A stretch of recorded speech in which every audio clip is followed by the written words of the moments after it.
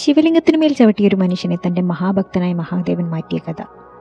പുരാതന കാലത്ത് കാടുകൾക്കിടയിൽ ജീവിച്ചിരുന്ന ഒരു സാധാരണ വേട്ടക്കാരനായിരുന്നു കണ്ണപ്പൻ. ഒരു ദിവസം കണ്ണപ്പൻ വേട്ടയ്ക്ക് പോയപ്പോൾ കാടിന്റെ ആഴത്തിൽ ഒരു പഴയ ശിവലിംഗം അവൻ കണ്ടു.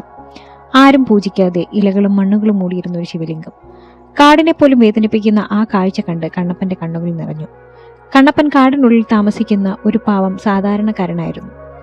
ആചാരങ്ങളും മന്ത്രങ്ങളും ഒന്നും അവൻ അറിയില്ലായിരുന്നു. പക്ഷെ അവന്റെ ഹൃദയത്തിൽ നിറഞ്ഞു നിന്നിരുന്നത് മഹാദേവനോടുള്ള അതിയായ നിഷ്കളങ്കമായ ഭക്തിയായിരുന്നു. എന്റെ മഹാദേവ, എന്താ ഞാനിവിടെ കാണുന്നതെന്നവൻ വിചാരിച്ചു. ആ ശിവലിംഗം വൃത്തിയാക്കി അവൻ പൂജിക്കാൻ തുടങ്ങി. ആ ദിവസം മുതൽ കണ്ണപ്പൻ തന്റെ മനസ്സിലറിയുന്ന രീതിയിൽ മഹാദേവനെ പൂജിക്കാൻ തുടങ്ങി. തികച്ചും കാട്ടിൽ ജീവിക്കുന്ന അവന് പൂജാവിധികൾ അറിയില്ലായിരുന്നു. അവന് പൂജ ചെയ്യാൻ വെള്ളം കൊണ്ടുവരാൻ പാത്രമില്ലായിരുന്നു. അതിനാൽ അവൻ വായിൽ വെള്ളമെടുത്ത് ശിവലിംഗത്തിന് മേലൊഴിച്ചു.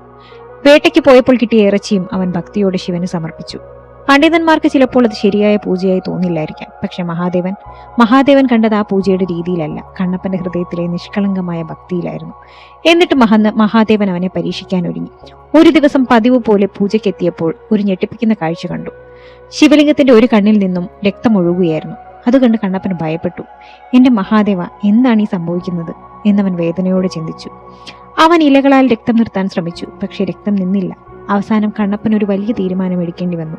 എന്റെ കണ്ണ് മഹാദേവന് കൊടുത്താൽ മഹാദേവന്റെ വേദന മാറും എന്നവൻ കരുതി.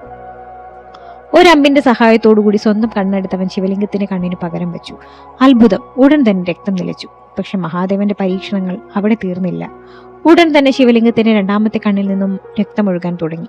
കണ്ണപ്പൻ വീണ്ടും തന്റെ രണ്ടാമത്തെ കണ്ണ് സമർപ്പിക്കാൻ തയ്യാറായി. പക്ഷെ ഒരു പ്രശ്നമുണ്ടായിരുന്നു. രണ്ടാമത്തെ കണ്ണെടുത്താൽ ശിവലിംഗത്തിന്റെ കണ്ണ് എവിടെയാണെന്ന് അവന് കാണാൻ കഴിയില്ലായിരുന്നു. അതിനാൽ അവൻ തന്റെ കാൽ ശിവലിംഗത്തിന്മേൽ വെച്ചു. ഇതാണ് കണ്ണിന്റെ സ്ഥാനമെന്ന് അടയാളപ്പെടുത്തി.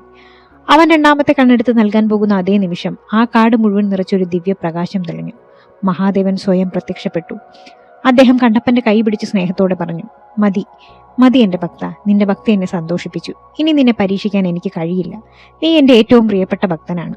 ഓരോ പരീക്ഷണങ്ങൾ മാറി മാറി വരുമ്പോഴും തളർന്നു പോകാതെ എന്നിൽ നീ വിശ്വസിച്ചു നിന്നു. നിനക്ക് ഞാൻ എല്ലാ